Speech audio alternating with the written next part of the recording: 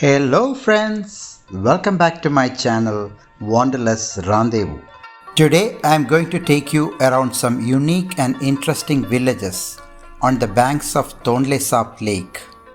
Tonle Sap is considered as the heart of Cambodia and is the largest freshwater lake in Southeast Asia. It is a seasonally inundated lake that swells and shrinks exponentially between the wet and dry seasons. In fact, Tonle Sap is the only river in the world that flows both ways seasonally, reversing direction twice a year. The unique floating villages on the shores of Tonle Sap Lake have become a fascinating spot among tourists. For this, I chose to join a group tour organized by a local agency. The agency picked us from various hotels around Siem Reap, brought us to the boat landing point in a minivan. Tonle Sap Lake is well known for being one of the world's most vibrant ecosystems. The region has always been of central importance for Cambodia's food supply. Soon we are on a small motorized boat.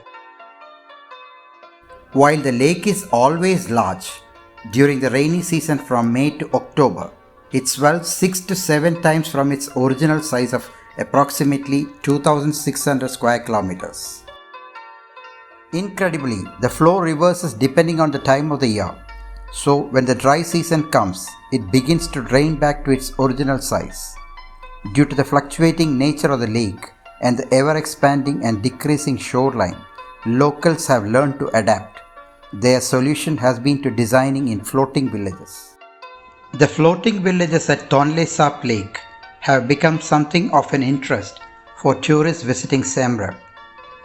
The fascination with people who live in floating houses, travel to floating schools, and eat at floating restaurants is quite an attraction for the many visitors that come to Cambodia. The small communities living on the lake represent a combination of movable house and permanent structures. The movable houses comprise the floating villages, and they can be relocated when the water level rises. The stilted villages, on the other hand, are constructed as permanent structures. The tall, thin stilts that hold the house high enough to keep the household dry during the wet season.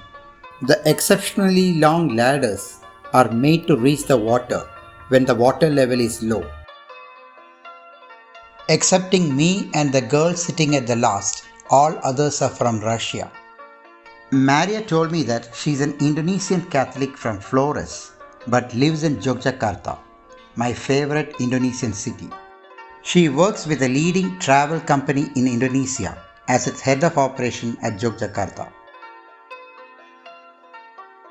Tonle Sap contains an exceptional large variety of interconnected ecoregions with a high degree of biodiversity and is therefore a biodiversity hotspot.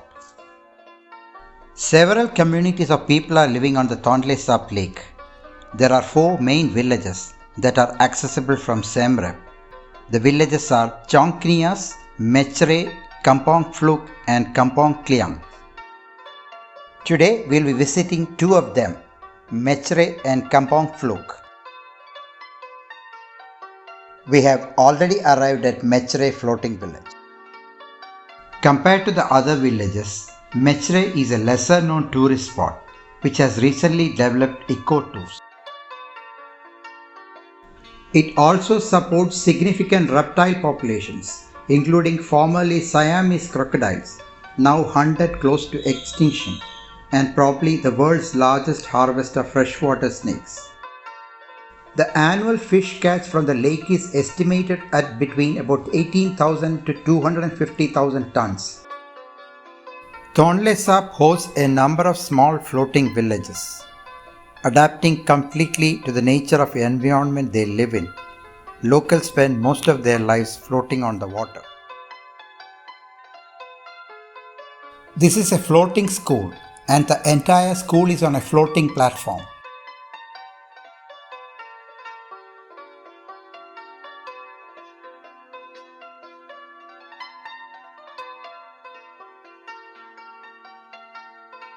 The most unusual Yet bizarre attractions of the floating villages are the floating garden and floating cemetery.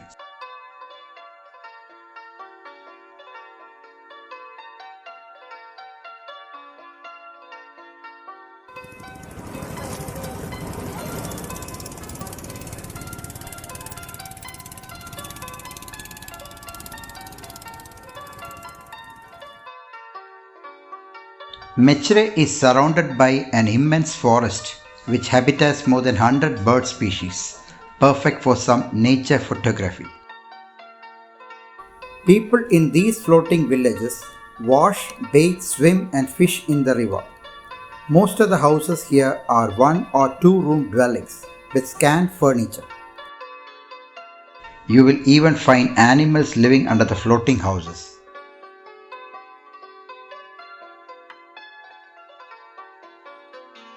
These floating villages are also home to crocodile farms and in its mangroves breed a variety of fish that are said to feed half of Cambodia.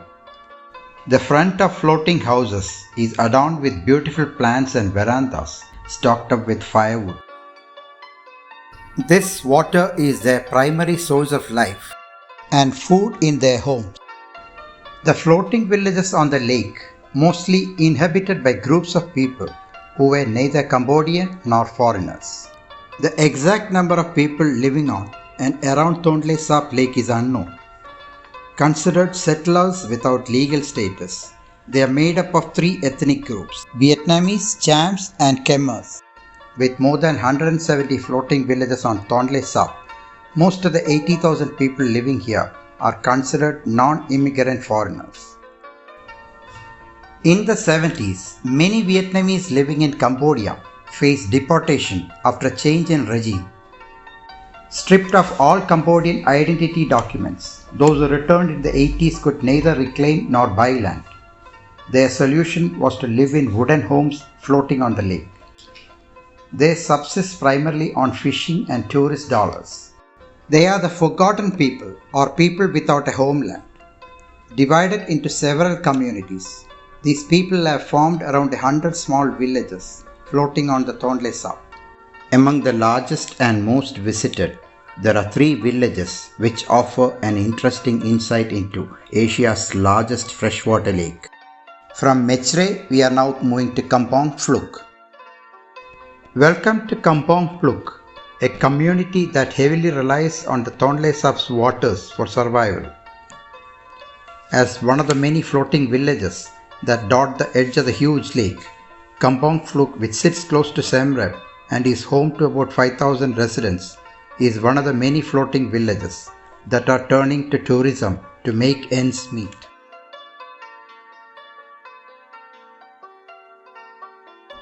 Kampong Phluk literally means Harbour of Tusk. It is 30 kilometers from Siem Reap and the community in this village thrives on catching fish and shrimp. Some even rear crocodiles for a living. You can even sample some crocodile meat at one of the floating restaurants here.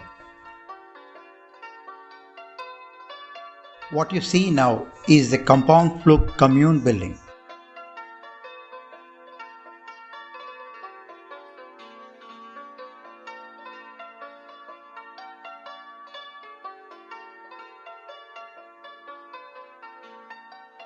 Again, a school building on stilt. Quite new on the travel guidebooks, this village sees only the most ardent travelers, for the other 2 tinier floating villages attract most of them.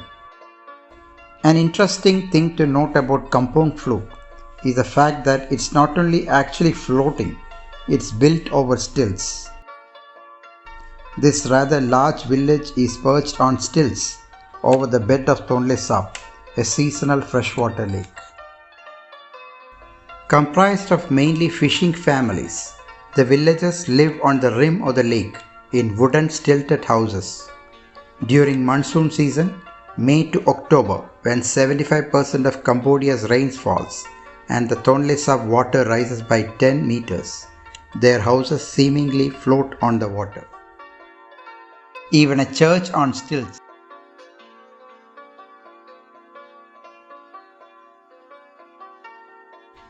This floating village in Cambodia will make you privy to the unique lifestyle here.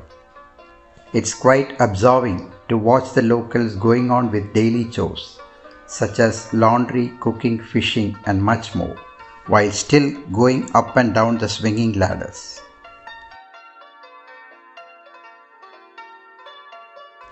It is great fun to watch kids going off to school after some customary hops down these hand-hewn houses.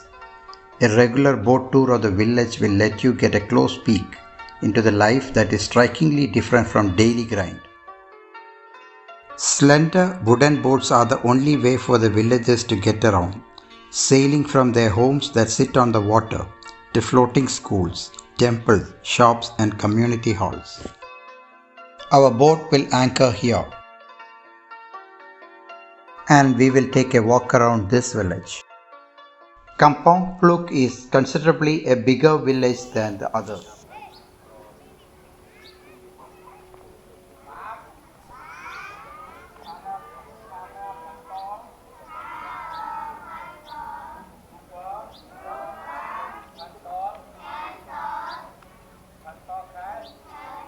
Looks like it's a primary school under the stilts.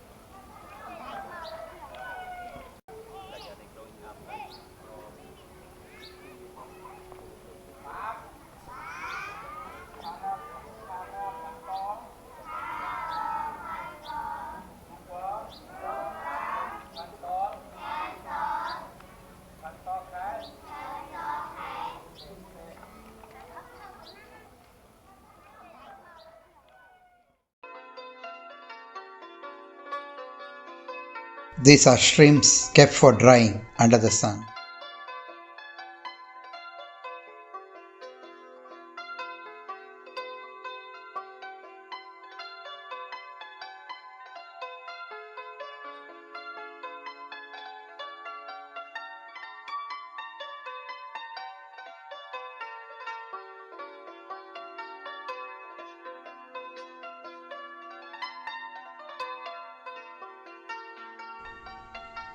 Throughout the dry season, residents return back to earth and live out their lives on the ground level.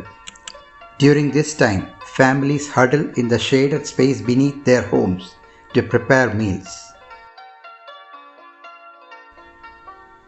Women gossip among themselves as they fix fishing nets or prepare mats of salted fish to dry under the sun, and children cycle through the streets shrieking with excitement as they go or play games in front of their homes.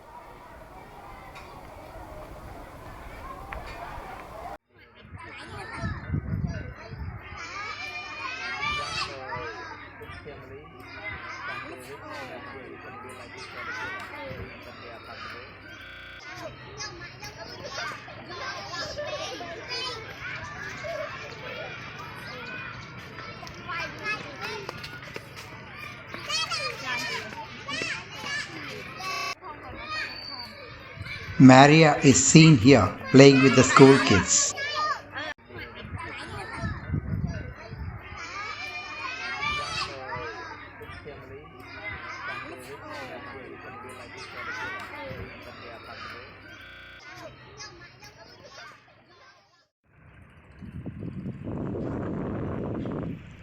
This village is home to close to 3,000 people, most of whom practice fishing. The very existence of a village that is cut off from most notions of modernity in such proximity to Siem Reap is a surprise. Yes, indeed a surprise, for there are no 5-star hotels here. Kampong Phluk is a more realistic picture of the life in Cambodian villages, and there is little denying its lure even when it has no luxury to offer. The bell has rung. Let me end this episode now.